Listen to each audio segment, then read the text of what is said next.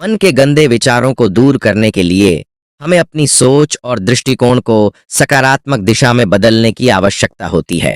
4 मुख्य बातें जिन्हें ध्यान में रखकर हम अपने विचारों को शुद्ध कर सकते हैं। एक बार एक युवक गौतम बुद्ध के पास आया और गौतम बुद्ध से बोला कि हे बुद्ध, मेरे मन में इतने गंदे विचार क्यों आते हैं? मैं नहीं चाहता कि मेरे मन में गंदे विचार आए, पर मेरे मन में हमेशा काम वासना के विचार चलते रहते हैं और मैं इनके बारे में सोच सोच कर बहुत परेशान हूं। मेरी ऊर्जा और समय यह सब सोचने में ही नष्ट हो जाता है और इन सब के विचारों की वजह से मैं कभी भी शांत नहीं रह पाता और मैं हमेशा ही स्त्रियों को देखकर मोहित हो जाता हूं, अपने आप को रोक ही नहीं पाता। बुद्ध मुस्कुराए और उन्होंने उस युवक से पूछा, क्या तुम्हें पता है यह काम वासना होती क्या है? फिर उसने उत्तर दिया और कहा, बुद्ध, मैं यह तो नहीं जानता कि काम वासना होती क्या है, पर हां, यह जो भी है बहुत बुरी चीज है।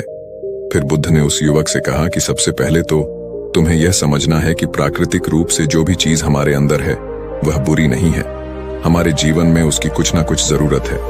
वासना कोई बुरी बात नहीं है, यह तो हमारे मन की एक भावना है जो हमें किसी न किसी चीज की कमी का एहसास करवाती है और फिर हम उस चीज को पाने के लिए उस चीज की तरफ आकर्षित हो जाते हैं।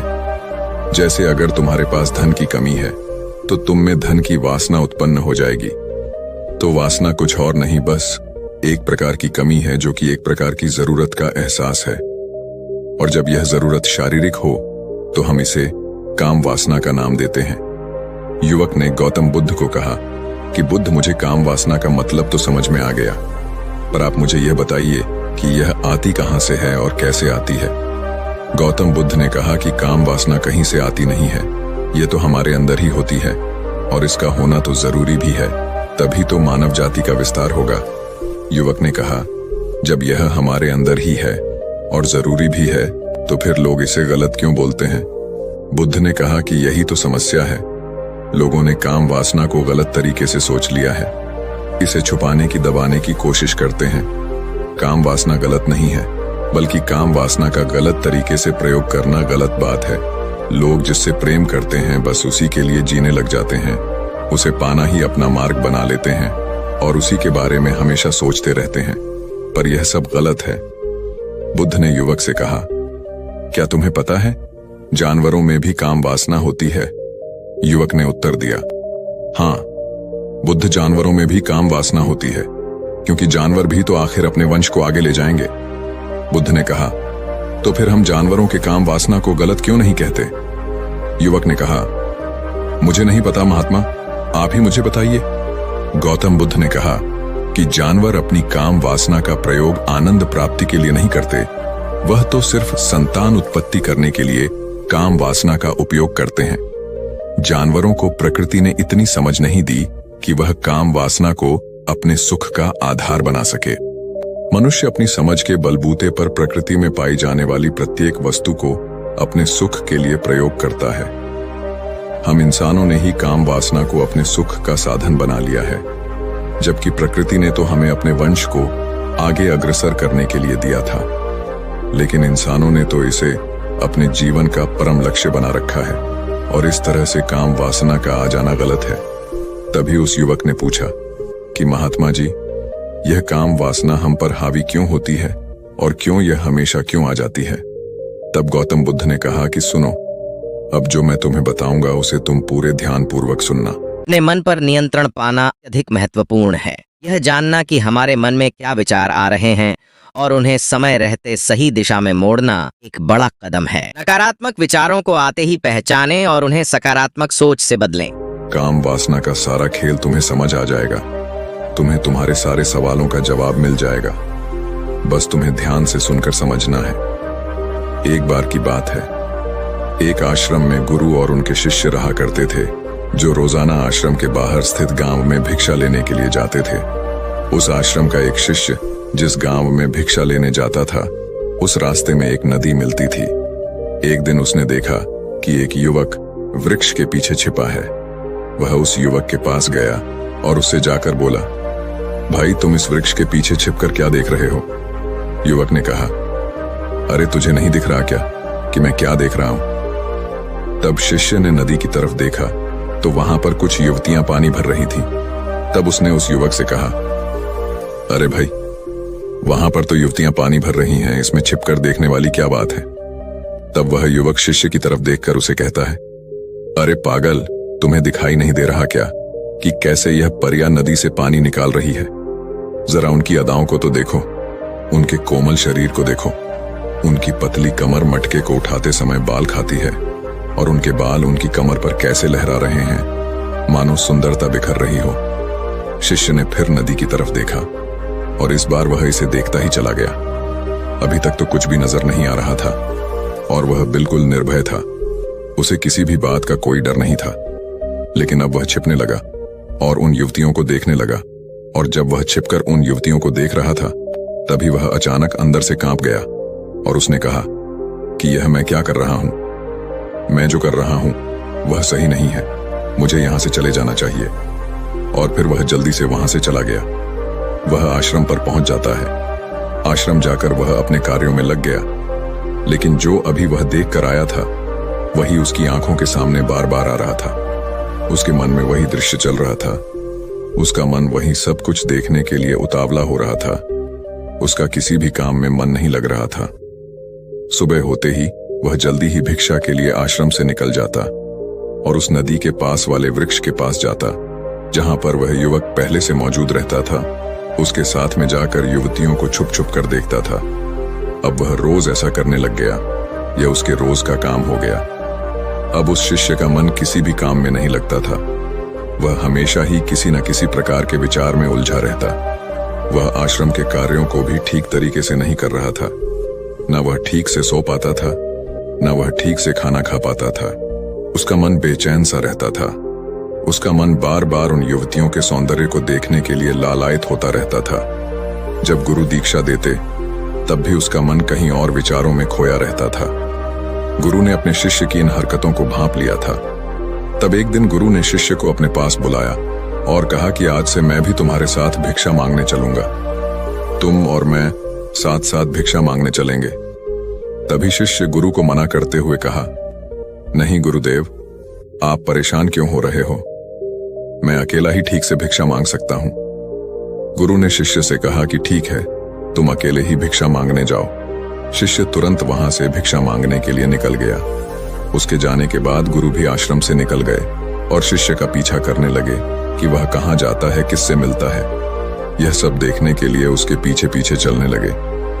कुछ आगे जाने के बाद गुरु ने देखा कि उनका शिष्य एक युवक के साथ एक वृक्ष के पीछे अपराधी की तरह छिपा हुआ है और छुपकर कुछ देख रहा था। गुरु भी अपने शिष्य के पीछे गए कि आखिर उनका शिष्य क्या देख रहा है, जिसे देखने के लिए वे उस पैर के पीछे अपराधी की तरह छिपा हुआ है।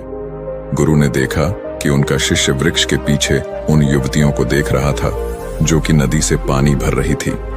तभी गुरु ने शिष्य को कहा कि तुम क्या देख रहे हो? अपने गुरु की आवाज सुनकर वह शिष्य घबरा गया और उसके पसीना छूटने लगे। वह थर थर कांपने लगा, जैसे किसी चोर को चोरी करते समय रंगे हाथों धर लिया हो। उसकी हालत खराब हो गई। वह कुछ भी नहीं बोल रहा था। उसके मुंह से कुछ टूटे फूटे शब्द ही बाहर निकल रहे थे। वह अपने गुरु से नजर भी नहीं मिला पा रहा था। गुरु ने शिष्य की तरफ देखा और कहा कि मेरा शिष्य तो निर्भय था, उसे तो किसी भी चीज का डर नहीं था, लेकिन यह क्या, तुम तो डर के मारे कांप रहे हो। शिष्य ने गुरु से कहा कि मुझे माफ कर दो गुरुदेव, मेरा इसमें कोई दोष नहीं है। उस युवक ने मुझे बहका दिया था, लेकिन आपसे मैं वादा करता हूं कि आज के बाद में ऐसा कभी दोबारा नहीं करूंगा। मुझे माफ कर दो। गुरु ने शिष्य से कहा कि कोई बात नहीं। मन को शांत और शुद्ध करने के लिए ध्यान और योग बहुत प्रभावी होते हैं। यह न केवल आपको मानसिक शांति प्रदान करता है, बल्कि आपके भीतर की नकारात्मक ऊर्जा को भी खत्म करता है। पर इस बात का तुम ध्यान रखना कि हम जैसी संगति करते हैं वैसा ही फल हमें प्राप्त होता है। उसके विचार हमारे अंदर प्रवेश करते हैं। इसीलिए अच्छी संगति करो जिससे तुम्हारे अंदर अच्छे विचारों का प्रवेश हो। फिर गुरु और शिष्य आश्रम लौट आए और फिर से आश्रम के कार्यों पर ध्यान देने लगे। उसने उस रास्ते को त्याग दिया और दूसरे रास्ते से जाने लगा।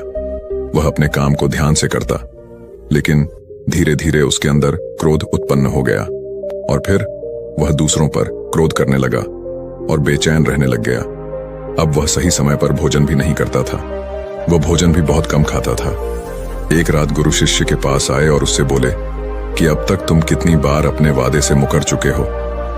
यह सुनकर शिष्य अपने गुरु के चरणों में गिर गया और रोने लगा। रोते रोते ही उसने गुरु से कहा कि गुरुदेव, मैं कई बार अपना वादा भूल चुका हूं, फिर वादा कर लेता हूं, लेकिन हर बार मैं वादा भुला देता हूं। मेरा मन मेरे नियंत्रण में है ही नहीं। मैं बहुत कोशिश करता हूं कि मैं अपने मन से सारे बुरे विचारों को निकाल डालूं, लेकिन मैं चाहकर भी ऐसा नहीं कर पा रहा हूं। फिर गुरु ने शिष्य को कहा कि चलो मेरे साथ। गुरु शिष्य को आश्रम के बगीचे में लेकर गए और शिष्य से कहा कि देखो, यहां पर कुछ नाली बनी हुई है जिससे नदी का पानी इन पौधों तक आ रहा है और यह पानी एक निरंतर भाव से बह रहा है। क्या तुम इस पानी की बहाव को रोक सकते हो? शिष्य ने कहा कि हाँ गुरुदेव, मैं इस बहाव को रोक सकता हूं। फिर शिष्य ने मिट्टी उठाकर उस नाली में डाल दी। वह पानी कुछ देर के लिए रुक गया और फिर कुछ समय बाद मिट्टी के ऊपर से पानी बह गया। गुरु ने शिष्य से कहा, अरे यह क्या, यह तो पानी रुका ही नहीं। फिर शिष्य ने कुछ मिट्टी पत्थर उठाकर उस नाली में डाल दिए और फिर कुछ समय के लिए पानी रुक गया, लेकिन फिर उस पत्थर के ऊपर से पानी निकल आया। फिर गुरु ने कहा कि यह क्या हुआ, पानी तो फिर से बह गया। तुम तो बोल रहे थे कि तुम इसे रोक दोगे। क्या हम किसी काम को रोकना चाहे तो क्या हम उसे रोक नहीं सकते क्या? तब शिष्य ने कहा, कोई बात नहीं गुरुदेव, मैं इस पानी को तो आपको रोक के दिखाऊंगा। वह फिर से एक भारी सा पत्थर लेकर आया और उसे नाली पर डाल दिया और पानी रुक गया। तब गुरु से कहा कि देखा गुरुदेव, मैंने कहा था ना कि पानी को मैं रोक दूंगा। मैंने पानी को रोक के दिखाया। आपकी बात मैंने पूरी कर दी।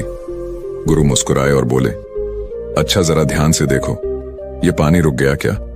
वह तो पीछे की नाली से बाहर आ गया और अगल बगल से बह रहा है। और ध्यान से देखो, इस पत्थर के आगे भी आ गया और यह पानी अपना रास्ता बदलकर फिर से आगे की तरफ बह जाएगा।